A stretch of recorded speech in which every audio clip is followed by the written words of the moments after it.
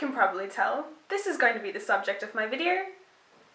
It's this beautiful face, and his name is Michael Fassbender, and he is in the new Macbeth 2015, and he has been on my wall for a couple of weeks. This specimen of human greatness. I'm a little obsessed, and obsessed isn't even the right word. He's just too amazing to even explain. Swoon. Renowned for his vexing depiction of the crime masterpiece Snowtown, Australian film director Justin Kurzel tackles Shakespeare's classic play Macbeth. Oh!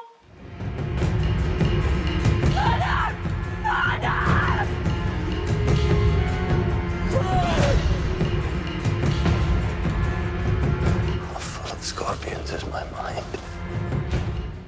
Now, I know that there are a lot of critics and just regular people reviewing the film that have claimed that Macbeth is an absolute bore. And to be frank with everyone, as soon as I got out of the cinema, I thought so too. But Macbeth is one of those films that you really kind of have to step back, look at the other adaptations for a little minute, and just kind of realize that Macbeth as a film is going to be slow. It's automatically going to be slow because as a play, it's made to be read and performed in the theatre, not in a cinema. It's not meant to be a film. So that is something everyone has to take into consideration when reviewing Macbeth. To anyone who has never seen Macbeth before, which I find incredibly strange because it's generally done in every school, Macbeth is about a Scottish warrior who is led by his own temptations and ambitions, which eventually become his ultimate downfall, and he dies. It's not a spoiler. Everyone knows that Shakespeare's tragedies always end in death. Fun fact for you, if you didn't know that, sorry, but it's not a spoiler alert. Kurzel's modernist adaptation of the cathartic paradigm rejuvenates the timeless play, encouraging audiences to delve into the endless tunnels of leitmotifs that underpin the narrative. As menacing Macbeth, Michael Fassbender, my love, embodies the torturous role complete with his partner in crime, Lady Macbeth, who is played by Marion Cotillard. To any of those who think that this traumatic tale of suffering can't lead to any more exposed and unexplored elements of this production, your preoccupations will definitely be spoiled.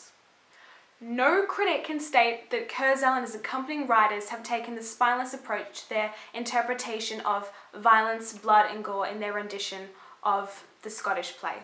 Instantaneously confronted with the image of a lifeless child being turned into fragments of ash, the film ceases to alleviate itself from the grim and morose environment of Scotland during the 11th century. Although the film was infested with sinister and vile references to the pagan and the occult, and all this spirituality that wasn't actually explored in former adaptations of Macbeth before, the writer's ability to manipulate the content of the play into a motion picture fell short of remarkable. And this is the only element that I think that everyone is creating this debacle about. This is the only aspect of the film that really just ruined it for me. The ability for the writers to take what was written by Shakespeare and put it into a film did not work as they intended.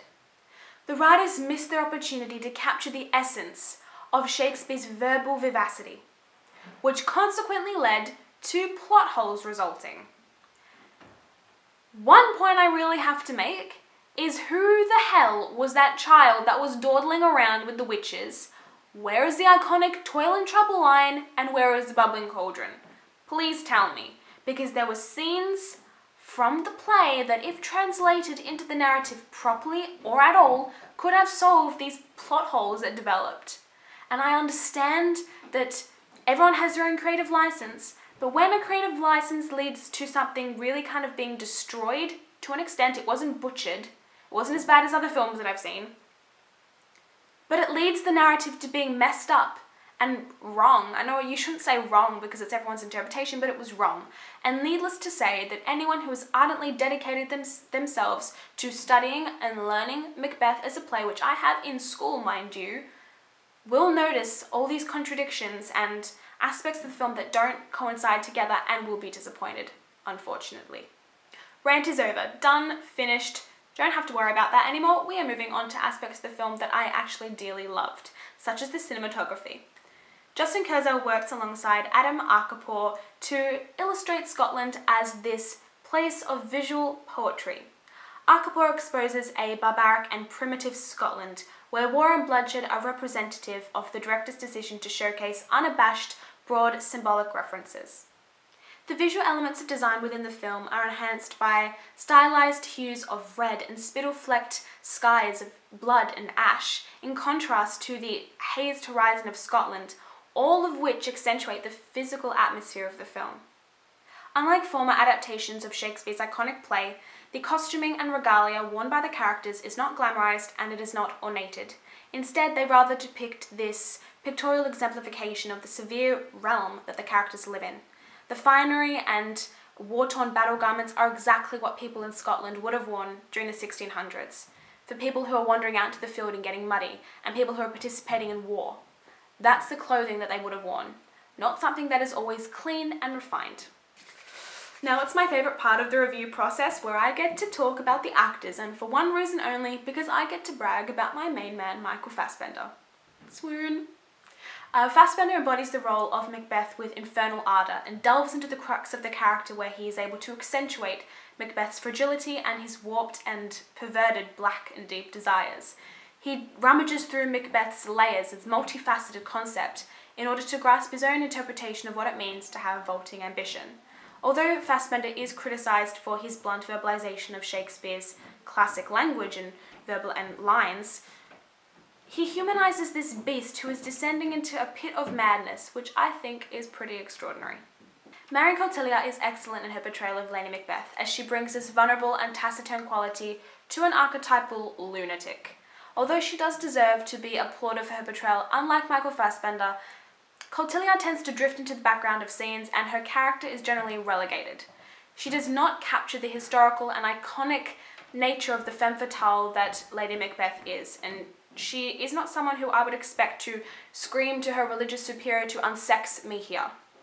She does not manage to capture Lady Macbeth's vivid deterioration and decline into a state of delusion and manic hysteria, and thus consequently does not adopt the Machiavellian qualities that makes Lady Macbeth such an iconic character.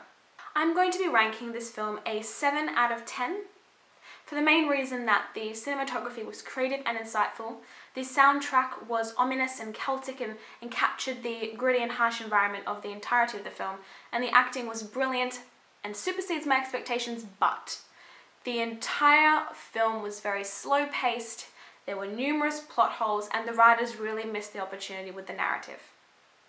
Michael Fassbender, in his wraith-like expose of the notorious character of Macbeth, has indisputably set the bar for future adaptations of Macbeth, which will undeniably follow in the near future. And Australian director Justin Kurzel has achieved what he wanted. He created this raw and primeval environment for his adaptation, and has, in my opinion, in spite of the inconsistencies, developed this authentic and frank portrayal of the caustic and savage tragedy. And that's it. That's my review. I'm going to go and just hang out with this poster. Actually, I'm going to hang it up because doing anything else with it would be very strange. Please like and comment on this video of your thoughts about my review, or if you've seen the film, let me know what you thought yourself. Please share and subscribe, that'd be awesome. I have a little face in some corner of this screen that you can click on and subscribe to my channel, and I will see you guys next week with something else. Probably not a review, but we'll see. So I'll talk to you guys later. Bye!